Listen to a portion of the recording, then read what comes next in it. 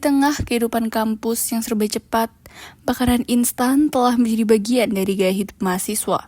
Diskon aplikasi online, makanan viral, hingga kebiasaan nongkrong membuat banyak mahasiswa lebih memilih makanan cepat saji dibandingkan memikirkan kandungan gizi makanan tersebut. Di kampus inilah, dua kelompok mahasiswa dengan pola pikir berbeda sering bertemu dan saling mengkritik cara hidup satu sama lain. Kemarin kayaknya udah mulai pada bagus ya? Jujur Pak, atas saya udah lowbat. Sisanya dipakai buat mikir makanan di sini sih Pak. Saya dari tadi udah kebayang layang geprek sih Pak. Nah, oke, cocok banget sama materi kita hari ini. Nah, sebelum saya mengakhiri kelas ini, saya mau bertanya nih sama kalian. Nah, kira-kira itu kalau misalnya makanan itu halal, apakah makanan itu otomatis baik untuk tubuh kita? Menurut saya sih iya Pak, setidaknya sih nggak dosa ya. Oke, menarik. Yang lain gimana? Kalau dari aku sih Pak, kurang setuju ya, karena kalau halal belum tentu sehat.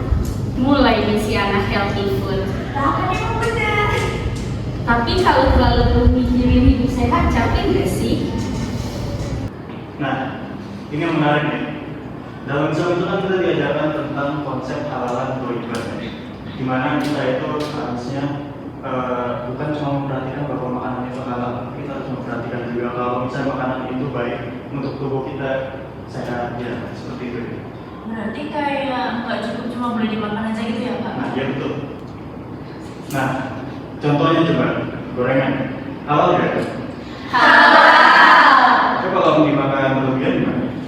Ya, bahaya sih kalau sering-sering dimakan. Nah itu. Nah, jadi sesuatu itu bisa halal, tetapi kalau misalnya kita makan berlebihan itu tidak baik untuk kita. Pak, tapi realitanya mahasiswa tuh susah. Susah gimana?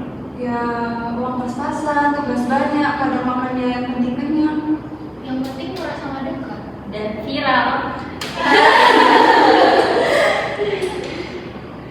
Oke, saya ngerti. Tapi kan menjaga tubuh itu bagian dari Ramadan. Tapi kadang orang yang makan sehat itu suka ekstrim nggak sih? Gak apa aja aku. Loh, bukan nyerang, tapi kan kalian tuh kalau ngomongin gula tuh kayak ngomongin narkoba nggak sih? Ya, karena emang konsumsi gula orang Indonesia memang tinggi. Dan tingkat stres mahasiswa juga tinggi. Makanya kita butuh sebelah. Setuju. Ih, kotor banget sumpah. Sebelah yuk. Ayam geprek enak gak sih? Kalian tuh makan terus itu nggak sakit apa perutnya? Kalau nguku udah terlatih sih. Ih, veteran penjaga ini. Tapi serius gak sih kalau habis kelas gini enaknya makan yang pedes-pedes? Kalian tuh termasuk stres eating gitu loh. Mahasiswa tanpa stres eating itu bukan mahasiswa tahu. Zahra sebagai ketua geng sering mengatakan bahwa hidup sehat terlalu dibesar-besarkan. Dinda melihat makanan sebagai konten media sosial. Selin mengikuti tren kuliner modern. Rara menganggap makanan pedas dan juga fast food sebagai penyelamat mood. Sedangkan Mira terkadang mulai sadar tentang kesehatan, tetapi takut dianggap membosankan oleh teman-temannya. Guys, hari ini kita lagi nyobain salah satu tahu jiltot yang lagi viral banget. Kita nyobain tahu level neraka nih. Bagus gak like-nya? Udah dong, udah lapar banget dan cium banget nih aromanya. Sabar. Nih, mau ambilin minumannya Boleh. Bentar deh guys, itu minumannya segitu gede banget. Emang gulanya nggak banyak ya? Kamu sejak kapan jadi anak sehat begini? Besok-besok pasti dia ngajak kita makan chiaseed nih. Nggak gitu, nggak gitu. Bukan kayak gitu guys. Sabar. Di sisi lain, ada geng Real Food, kelompok mahasiswa yang peduli pada kesehatan dan pola hidup seimbang. Mereka percaya bahwa menjaga kesehatan bukan hanya untuk tubuh dan diri sendiri, tetapi juga bentuk tanggung jawab kepada Allah Subhanahu wa Ta'ala. Sumpah, aku iri deh sama mereka. Dikit sih, kok bisa? Iri apanya? Ya mereka tuh makan sembarangan, tapi tetap bisa happy.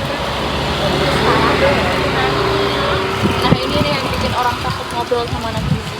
Bener juga sih. Aku sebenarnya nggak masalah sih sama orang yang makan junk food, asal nggak berlebihan. Dan tahu dampaknya. Sebenarnya masalah terbesar mahasiswa tuh bukan nggak tahu sehat sih. Terus Tahu, tapi males. Iya sih. Ya karena kita terlena buat menghibur diri lewat makanan. Tanpa kita sadari tubuh kita juga bisa capek kan. Beneran deh, ini tahunya bener enak banget, pedes nampol. Cobain deh, cobain. Ini juga minumannya seenak itu. Mau. Iya, aku kemarin aja udah aus. Itu garamnya lo pengen buat setahun tuh gak? Kalian ngomongin kita ya? Pasti iri makanan kita lebih menarik. Nah ini, pikir aja, kok kalian kuat banget. Ya lah, itu tuh dinikmati kan. Setuju sih. Menikmati bukan berarti bebas terbebas kan. Nah mulai ceramah nih. Tapi serius deh, kalian nggak mikirin dampaknya? Aku sih mikirnya nanti ya. Dan itu masalah mahasiswa. Sebenarnya aku ngerti sih, tapi kadang kalau misalnya makan kayak gini tuh bikin kita happy tahu. Iya, aku nggak bilang nggak boleh. Cuma kalau tiap hari ya kayak senang aja kan. Nah, kalian makan salad tiap hari apa nggak sih? Siapa yang bilang kita makan salad tiap hari? Tuh kalian, kalau makan tuh warnanya hijau semua. Jadi bagus, kita kan bahagia. Aku heran ya sama orang yang mereka tuh makan buat hidup, apa hidup buat makan sehat. Terus kalian makan buat nutrisi apa buat konten? Geng Real Food sering mempertanyakan mengapa mahasiswa itu rela membeli makanan viral yang mahal, tetapi mereka malah menganggap makanan yang sehat itu merepotkan, bahkan lebih mahal. Padahal nyatanya sudah jelas tidak. Suasana di kantin semakin fokus pada perdebatan mereka. Menurutku tuh ya guys, hidup sehat tuh terlalu ribet gitu gak sih? Iya, kita loh mahasiswa sibuk banget. Iya loh, kadang tugas numpuk, stres, makannya tuh hiburan gak sih? Dan jujur aja ya, jam itu gampang dicari tahu. Tapi mah kalau tiap hari juga nggak sehat. Ya ampun, yang penting yang kita makan kan makanan yang halal. Tapi kan kalau belum tentu ya. Kalian ngomong sehat terus, emang nggak capek ya? Enggak lah, kan buat kesehatan kita sendiri. Kita omongin itu keseimbangan. Tapi makanan sehat tuh mahal loh. Kalian tuh beli makanan viral 35.000 bisa, beli buah kok mahal. Aduh, busuk banget sih. Sebenarnya kalau dipikir aku mau sih hidup sehat. Astaga, Mira! Iya lanjut. Bukan kayak gitu. Gak apa-apa Mira, kita terima dengan hangat.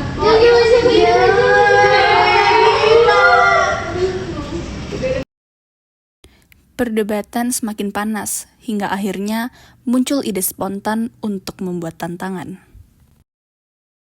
Udah daripada debat aja, gimana kalau kita challenge? Apa? Challenge 7 hari untuk pola makan. Maksudnya? Ya jadi gini, kalian makan real food selama seminggu, kita makan junk food selama seminggu. Lucu sih buat kamu. Bagus sih, pasti viewers suka. Ya udah lihat kan, biar sama-sama ngerasain, gak cuma tadi doang. Kalau aku mati makan salad gimana? Drama banget sih, gak salah. Oke, deal, tapi gak boleh curang ya. Oke, deal. Deal ya? Sepakat ya. Sepakat. Keesokan harinya, tantangan resmi dimulai. Kedua kelompok berusaha menjalankan kesepakatan yang telah dibuat. Awalnya semua terlihat bersemangat dan percaya diri. Mereka yakin 7 hari akan berlalu dengan mudah. Apakah iya? Ini makanan apa hukuman hidup sih? Ini enak tahu kalau dibiasain. Rumput kambing aja lebih berbumbu. Mana sambelnya? Sementara itu, Rara ternyata tidak sepenuhnya jujur dalam menjalani challenge kali ini. Diam-diam, ia menyimpan stok makanan junk food di kosnya. Namun, setiap kali melihat stok tersebut, godaan semakin besar. Di sisi lain, Selin mulai menghadapi masalah yang tidak pernah ia bayangkan sebelumnya. Guys, ternyata viewers healthy food itu turun. Kan aku udah bilang. Followersku sukanya minyaknya netes-netes. Karena kan rata-rata orang Indonesia tuh suka nonton-nonton yang makan mie sambal gitu gak sih? Itu sih. Di antara anggota geng junk food, Mira justru mengalami perubahan yang tidak terduga. Din, tau gak? Akhir-akhir ini tuh kayak badan aku kayak ngerasa ringan gitu deh. Nah kan, Tapi kamu jangan bilang anak-anak dulu ya, nanti aku dibilang pick me gitu dan sama mereka. Iya. Sementara itu, geng real food mulai menjalani kehidupan ala geng junk food. Awalnya, mereka menikmati tuh makanan cepat saji yang gurih dan praktis. Sebenarnya enak sih. Nah kan, kita ngomongin banget. Aku baru sadar kenapa orang kalau nongkrong suka makan ginian. Ya karena fun, tapi kalau tiap hari juga gak baik. Memasuki hari keempat, Alia mulai merasakan dampak dari pola makannya yang berubah. Kenapa ngantuk terus ya? Padahal baru jam 1 loh. Gula darah naik turun. Aku biasanya gym kuat loh 2 jam, ini 30 menit aja aku udah lemes. Mereka mulai merasa frustasi karena mereka paham dampak konsumsi makanan tinggi gula, garam, dan lemak secara berlebih. Di sisi lain, Erin justru memperoleh sudut pandang yang baru. Sebenarnya aku baru sadar sih kalau makanan tuh bagian dari sosial anak muda. Maksudnya ya kayak konten, healing, nongkrong, semua itu sering lewat makanan. Iya, jadi bukan sekedar ini baik, ini enggak. Tapi tetap aja sih kalau tiap hari makan beginian, badan kerasa beda banget gitu. Makanya Islam mengajarkan tentang keseimbangan, maksud itu bukan mengonsumsi secara berlebihan. Menjelang akhir challenge, dampak pola makan mulai terlihat jelas. Aduh, perutku. Makanya sampai 20 jam kemarin tadi gitu. Kemarin ngecek doang dikit sih. Dikitnya dia gitu, terus ember. Aduh, aku jadi nyesel deh. Ini momen langka gak sih Rara bilang nyesel makan pedas? Beberapa hari kemudian, kedua kelompok kembali berkumpul di kantin. Kali ini tidak ada lagi perdebatan. Mereka memilih makanan yang lebih seimbang. Ada nasi, lauk berprotein, sayuran, buah, dan sesekali makanan favorit mereka. Ternyata kalau makan sayur pakai sambal enak juga ya. Akhirnya ada perkembangan. Tapi aku tetap cinta gorengan. Ya nggak apa-apa sih, asal sarapan gak pakai gorengan. Makan siang pakai gorengan, makan malam pakai gorengan lagi. Konten baru nih, balance life core. Jangan dibikin alay lah, please. Lucu ya, awalnya kita debat, sekarang malah jadi saling ngerti. Karena emang pada dasarnya tuh makanan nggak ada yang salah dan nggak ada yang benar juga. Aku juga jadi ngerti dan kenapa orang suka reels. Aku juga jadi ngerti kenapa jangkrik susah ditolak.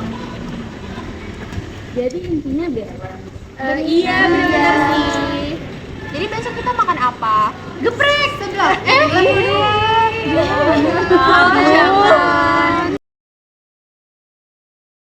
Dari pengalaman selama 7 hari, mereka memahami bahwa menjaga kesehatan bukan berarti meninggalkan semua makanan favorit. Mereka belajar bahwa pola makan yang baik adalah pola makan yang seimbang sesuai dengan konsep halal dan thayyiban. Makanan tidak hanya harus halal, tetapi juga harus baik bagi tubuh dan dikonsumsi dengan bijak.